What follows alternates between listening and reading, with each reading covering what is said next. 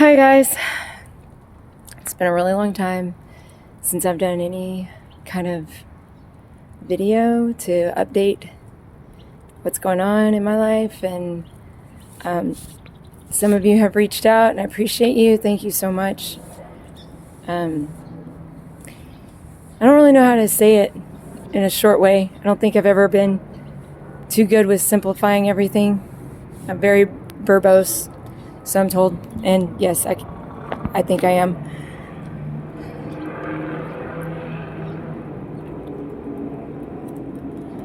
I'm going through a lot right now, as many of you are as well, and we need to keep each other lifted up for sure. These are really challenging times for some people, and especially for me and my family. And I haven't seen my daughter, who's 14, in 6 months, not because of anything that I did or that she was disappointed with me about or anything like that. It's the lies of the enemy that are not ever investigated, but the truth, even with all of its proof, will not even be heard, unfortunately. And I've been fighting for my daughter for 2 years to protect her from the violence that she's endured from the one who's been taking care of her, known as her father, it's a long story, y'all, but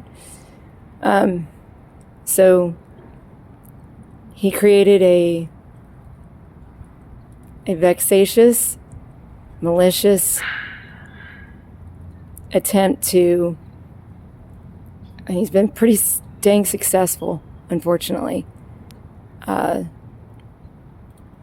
to injure me in the law. And for what?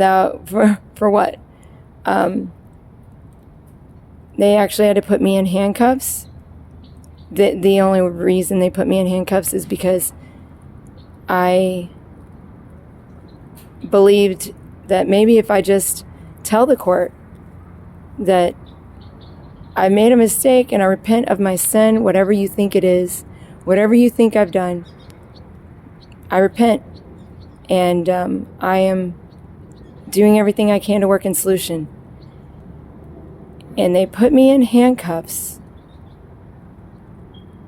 and I was taken to the back by the sheriff for 30 minutes. I was told by the sheriff that they had to dismiss the court, but that I would be released and my daughter would be waiting downstairs for me. So I got downstairs, and the only person there was my dad. And I said, and when they brought me down and they began to take the handcuffs off of me, my dad was surprised. He was like, "I thought you were in jail." I said, "For what? What did I do?" He goes, "Well, you were loud, and you said things in the court that you shouldn't have."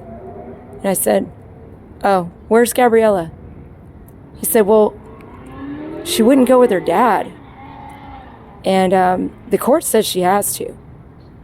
And I said, "Does she want to go?" He goes, "No, she wouldn't even walk near him. She didn't want to be anywhere around him." I said, "Then where is she?" Well, her aunt and her cousin told her they were just going to go take a ride with her, but they're going to take her to her dad's. I said, "And you let them do this?" It was supposed to be the way it is. And this was December 23rd of 2024.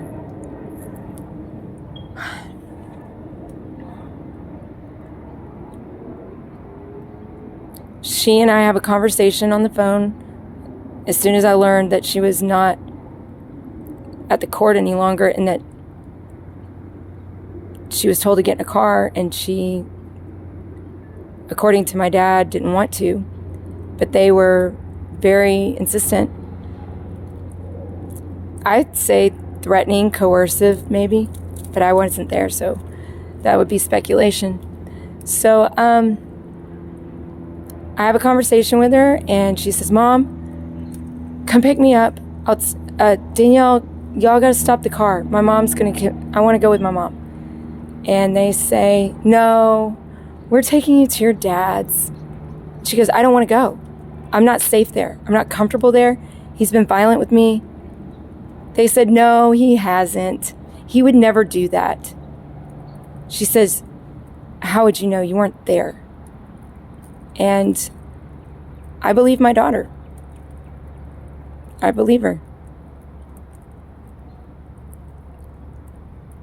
So they wouldn't stop the car, and I told her, I said, let me talk to your cousin and your aunt. I said, do you realize that you are taking my child where she does not want to go? You are engaged in an act called kidnapping right now. And they laughed at me. And they said that I was crazy.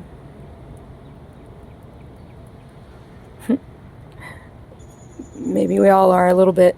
But yeah, so Gabriella says, Mom, they're taking me to my dad's. Just come pick me up from my dad's. I'm not safe. I don't want to stay there. I said, okay, no problem. I'll work on that. Yeah. I thought I would avoid controversy by calling the cops, the police, because I'm back the blue, you know. Yeah, I'm a storage unit right now. That's the story that's next. I thought I would be avoiding controversy if I asked for a wellness check, and I asked them to talk to my daughter, and then they actually did confirm that she endured violence from her dad that very evening. According to their body cams that I can't even get real access to, I had to just watch the body cams on somebody who has access to that. I was able to get to that office and watch that video of the body cams of the Euless Police Department, where my daughter explains how she has been violently thrown up against the wall and hit her head by her dad.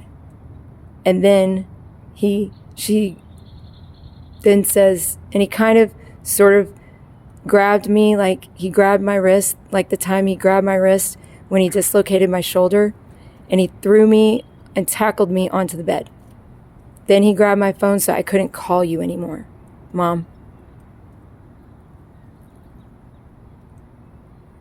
He grabbed my phone so I couldn't call my mom anymore. That's on the body cam of the officer.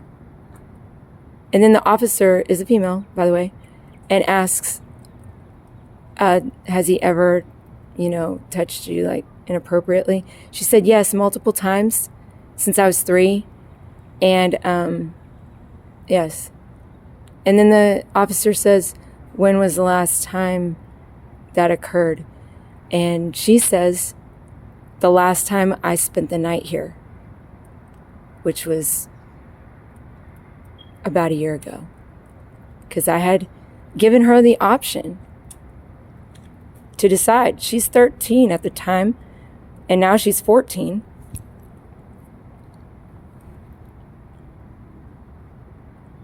He's a veteran. I didn't think it was like this, but I kind of did. I knew, because whenever he was violent with me, the cops would come and he would immediately meet them outside and not let the cops talk to me first at all. And he would literally give his whole resume. I'm a veteran, and I was in Germany, and like all of a sudden cops didn't care. They felt, I guess I'm again speculating here, but what I felt in the energy, I guess you could say, that vibe was, he's superior to us. We're just young cops. What do we know? So they came inside this is like multiple times, but I'm just describing one incident so you can understand the veteran situation. And you know what? I think thank you veterans for being good-willed when you are good-willed. But I'm learning that after sitting through some court cases, there's a lot more veterans that I've seen in these court cases that are committing domestic abuse and abusing their own children. I don't know if that's a common theme. I hope it's not, but it's relevant and it's not being discussed. It's not even being heard, because that would make the government accountable to their own social construct, and the military industrial complex would have to reform and meet this need of women and children. And that would mean deprogramming the very thing that they weaponized. I don't know how this gets remedied. All I know is that there's a lot of corruption.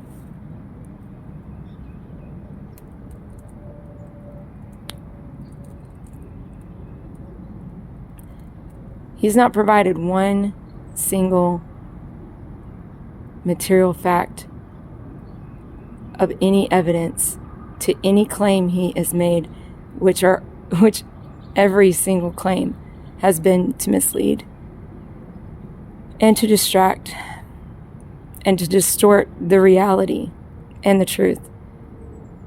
And like I said,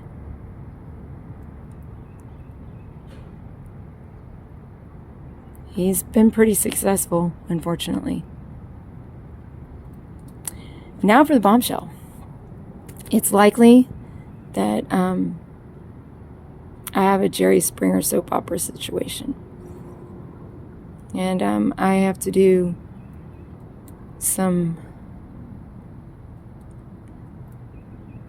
it's very embarrassing. It's very challenging. It's very overwhelming. It's soul crushing that I didn't even remember that it was a possibility.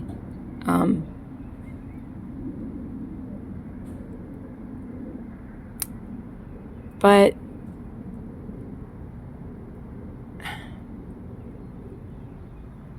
I'm grateful to know now. And there's going to be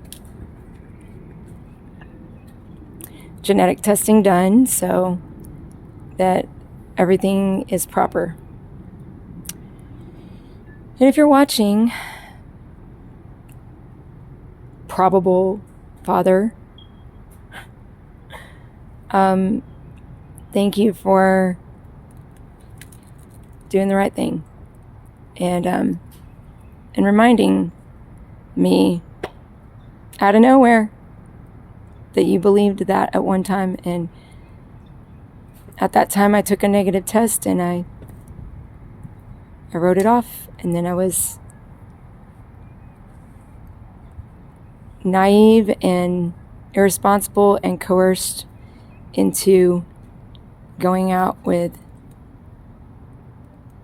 who I believed is Gabriella's father, and we never married and I never liked him. I tried to pretend. Unfortunately, I thought I was really good at being real, and I've learned that I was trying to make myself believe that everything was the way I wanted it to be. And there's a quote: people want fantasy,